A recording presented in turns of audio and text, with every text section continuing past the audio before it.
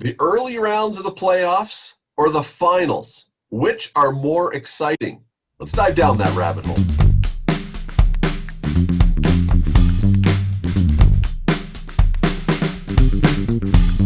We were going to talk about how well the service is and how quick the lines move at these Service Ontario stores across this province, but Bubba, who's now sitting in his car on location, we were worried that his head might explode and he might have an aneurysm if I brought that up. So that we'll save that one for another day.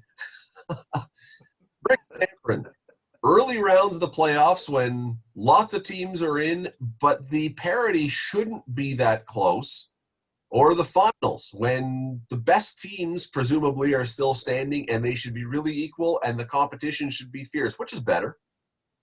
No doubt about it. The early rounds, the first round in particular, is better. And it also depends on, what team you're a fan of. If you're a fan of one of the two teams in the final, that's going to be the most exciting round for you because you have an opportunity to win the Stanley Cup. And I can't, as a Leaf fan, even imagine what that feels like because they've never made it to the finals in my lifetime. But the early rounds, you have so many more fans involved. You have upsets. You have, first seeded teams that are being bounced out. It is like the NCAA Final Four, in which the first couple of rounds are the most exciting because anything and everything usually happens. Service Ontario boy, what do you think? It's funny because I'll kind of break it down into two sports because they're the ones that kind of have the longer rounds and the ones that are most relevant to what we're speaking to at this very time. And I find it interesting that, to me, in hockey, I agree very much with Rick that the first round is just blitz. Like, it's games every night, switching conferences every night, every second night. You get action, and you sometimes mixed in with overtime games. It's exciting and thrilling. But yet I find myself more interested in the NBA when it gets to the finals because I feel like I'm getting the best teams that are actually, the best teams that we saw over the regular season. Where in the National Hockey League, I kind of get this feeling that I'm not seeing the best teams. I'm maybe seeing the hottest teams, if that makes any sense. And I'm not quite sure which turns me on. In fact, what turns me on more is definitely the best teams. And that's why I seem to be leaning more towards what the NBA do, more so than the National Hockey League. Yeah, I agree with Bub's point there, and if I can amplify both ends of that point a little bit, when you get to the finals in the NBA, basketball is a star-driven league, and we talked about this a lot. That the stars play way more than they do in any other sport, including football, where they only play half the time, right? Either offense or defense, and basketball, particularly in the finals, they play 3/4 of the time. The other thing is that in hockey, especially this year, you're coming out of regular season mode, which is a little more in recent years is a little more offensive than it used to be, and the defensive part, which tends to clog the ice, and we're seeing Dallas do that, tends to succeed over a longer period of time. Partly just because it does, especially if your goalie's hot. But it takes a while to develop that, especially in a year like this. So it's taken a while for the development of that stifling defense. And we're seeing like an uber left-wing, right-wing lock going on by Dallas right now. We used to just poison pen that stuff. So I think those are the factors in what make maybe the finals a little more interesting or compelling to I would say the outside viewer, because you're right, Rick, it depends if your team's in it in the NBA. Yeah, and I agree with the general concept of what you're saying. I think Rick is right. The early rounds to me in the NHL are vastly better. Vastly better. It's not even comparable. And I would say the early rounds of March Madness, as Rick says, are vastly better. But I don't look at it across the board. I'm with Bubba. I think the NBA finals have traditionally been way better. Go back and look at the matchups we've had over the years from the Lakers Celtics and the Pistons Bulls and pick whoever you want. And the other sport and I think the NFL, I think the CFL, I think those are better as you go along. But the one that really, to me, stands out, I detest with every fiber of my being the wild card baseball games where you play 162 games and then you get one game playoff. That to me is a mockery. I hate that. The World Series to me in baseball generally is way better than the early rounds as well, generally. But, I mean, Rick brings up one other point. Let me throw it to you guys. How much of this is based on the fact of we like whichever system our team or our teams can succeed in? And the fact that, you know, sometimes we've had the Jays, if you're a Jays fan, I'm looking at Bubba's shirt, or the Raptors or whatever, you know, we don't like some of the systems that they have succeeded or not succeeded in, but the ones they haven't, we sort of dismiss them.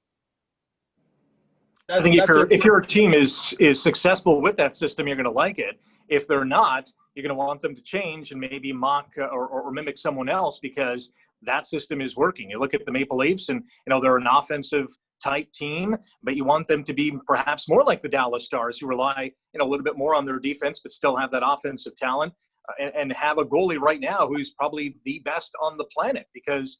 In the NHL, if you get a red-hot goalie, you can upset a few teams and go all the way. In the NBA, that's a lot harder to do. There's only, 5 guys on the floor. If you have 2 dominant guys, your team is going to be ultra successful. And I think in the NBA, usually the best team wins. In the NHL, as Bubs mentioned, it's usually the hottest team or maybe a team that's gotten lucky along the way with a couple of overtime, fortunate bounces. But or at the the end of the hottest day, goalie. Or the hottest goalie. Yeah, and systems-wise, yeah, if your team's system is working, you don't want it to change one iota. I always struggle with this kind of situation or question really because am I a fan of just this team? Am I a Maple Leaf fan or am I a hockey fan? And I think that's where you're going to get a huge difference. And I myself find myself, especially as I get older, more a fan of the sport more so than having a favorite team. Which I don't know. I certainly was much more a fandom kind of guy to a particular team when I was much younger. But, again, we've talked about this before with the NBA and star power. And I know the Tampa Bay Lightning are, littered with offensive talent, and one that we're not even seeing in Steven Stamkos, but Dallas. And you talked about this, Steve, just this stifling defensive style. And I don't know, am I running to the TV to see Anton Hudobin or, Kivi Ranta, the OL Kivi Ranta? It does nothing to me. And I find that a problem for the National Hockey League in terms of trying to sell a Stanley Cup, which is 2 Sunbelt teams. And that's an issue. But you look at the NBA and the 4 teams, even though Denver's included, and it's got a Canadian content to it this year, I'm intrigued by whichever 4 teams or whatever 2 teams advance to the final. Yeah, there's good storylines there. There's better storylines. And, of course, it's a bigger sport. Let's not forget that they have a much broader a reach across North America. Just because we're hockey fanatics here doesn't mean that everybody is. It's still a pocket sport, even though it has much more national following than it once did. One of the things that happens during the playoffs, I think, is that you play teams only so much during the year in both sports, right? I don't know how many times, 4 times, even in a regular season, you might, a little more in your conference or in your division, but it's a different type of circumstance. It's not the same as playing them all the time. So it takes a while to build up the resistance and the schemes, as we talked about earlier, to counter that. And so I think that has a more of a debilitating effect in hockey than it does in basketball, because basketball is always about matchups. So that when you get to the finals in basketball, the fact that you've watched the team's tendencies, postseason tendencies now, and same facing the same team all the time, how do they do this, is actually plays right into the nature of the sport, because it is a matchup sport. Hockey is less of a matchup sport. So when you start recognizing tendencies of teams and you're a team like Dallas that can throw a whole blanket type over the thing, it tends to be stifling more than it does fit into the natural hand in glove that we're used to in that sport. Well, and let's remember, basketball, football are very systems-oriented sports. You can run a fast break offense, but basketball teams run systems, and you can now scout that. Hockey is far more fluid and far more difficult to figure out exactly how it goes. Let me ask you one thing, though. One of the things that we've mentioned here is that we like the early rounds, and I think all of us have mentioned March Madness. And part of the idea for that is, we love the upsets. Early in hockey, we love the upsets. Why do we love upsets? I know it's a deep philosophical question, But shouldn't we love the teams that really work to build themselves and become great and have great players? Why do we love it when those teams get toppled? I think we love the unexpected or the unanticipated because we don't see it coming. And it would be not boring, but not as exciting if all the top seeds move on and every year it's number one versus number one from one conference to the other. Not to say that the NBA playoffs aren't exciting, because they are, but when was the last time a top seed was upended in the NBA playoffs? I can't recall. In the NHL playoffs, it usually happens every year, or maybe once every 2 years. It's that unexpected underdog kind of storyline, but I think that we as fans, we as a society just kind of relish and cherish and want to get more of. Not all the time, but every so often we like to see those kind of stories. Not all the time are the key words there. And at times I find that in hockey, the upsets happen too often. And you're right, it's not often in the NBA, especially in the first round, where, you'd have to chart back almost 30 years where the last time a number 8 seed is knocked off a number 1 seed. Whereas, it happened in the second round for back-to-back years, second and third round and back-to-back years, where the Milwaukee Bucks, will say, who were the number 1 seed in all of basketball, have been toppled. But yeah, to me, the upset thing is a kind of a risky, kind of interesting line, because I think once you start to get too many of these upsets, it kind of gets, I don't want to say boring, because the word upset would certainly tell you that it's going to lead to excitement. But sometimes when it gets a little too crazy, I'm like, okay, well, hold on, is this the way that playoffs should set up? Yeah, further to that, Bob, I think if we extend that point of the upsets, if you get too many, you don't have a David and Goliath, and that's one of the few storylines we all understand, right? And that's why I think we like upsets. There are only so many storylines, particularly south of the border. There's only about 3 or 4 storylines anybody understands on a mass level. That's one thing. The other thing is that we like games. We don't look at this as a continual arc. We're watching a particular game that night, and in that game, there's a beginning, middle, end. So they got a storyline to it, right? That's what's wonderful about sports: beginning, middle, end. It's resolved, and it may not be resolved in the whole series, but that game is resolved. And coming into that game, you got other storylines. So you'll have David versus Goliath. You might have a prodigal something. You might have a guy that used to play on that other team. There's very few storylines.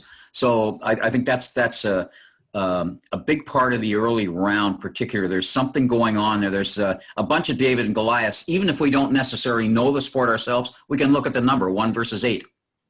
Right? Look at Steve there. Look at Steve mining his Sunday school background with David, the prodigal son, and and one thing, just as we wrap, one thing that struck me is, was it 2 years ago, Bubba, or 3 years ago, that we had our first ever lose to 16 in March Madness after all those years? And then I kind of felt like, you know what? Yeah, that was exciting, but now that kind of special thing, that was that carrot that was always dangling there, is now gone. And, there's something about the promise of an upset or the promise of something else, but you don't necessarily want it to happen all the time because something special is lost. And that's anyway. And then the next year they almost have another one, and you're like, yeah, but okay, do we really want this to become a thing now? You know what I think? Good if that goes another 35 years without happening. But you know what I think? What's interesting, Scott, when you bring that up, I think sometimes not seeing them lose is, yeah, as you're saying, probably not as exciting as seeing them get pushed. Yeah, and I absolutely. Think you know what I mean? We like seeing them get pushed right to the brink, and then maybe that higher seed comes through. I think when you talk about that tournament, we always get these, I think it's like the 5-12 matchup or whatever, that for some reason never seems to work out for the 5 seed or the higher seed. But yeah, I think sometimes I personally, and I'll say this for hockey, in fact, for all sports, football, and all these playoffs, when you see that number 1 seed or that higher seed get pushed right to the brink, I find that extremely thrilling.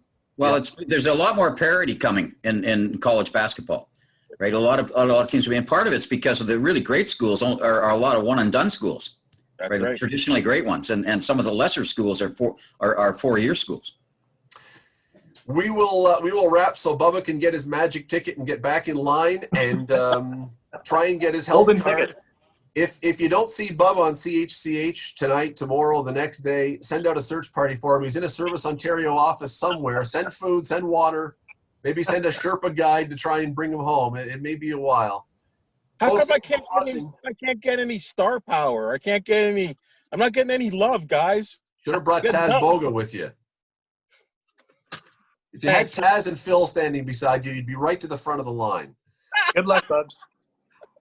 Folks, our Twitter handles have been on the screen. They'll be up again. Let us know what you think. Give us your comments. Do you find the beginning rounds more exciting than the last ones? Or are we out to lunch on this? Do you feel like, no, of course the finals are better in every sport? We'd love to hear from you. Also, subscribe down below. There's a little word down below. It says subscribe. Click it. You'll enjoy it. You'll get all of these and the notification button. You'll find out about all of these. You'll love it. It's great. It's free. What more could you do? We'll talk to you soon.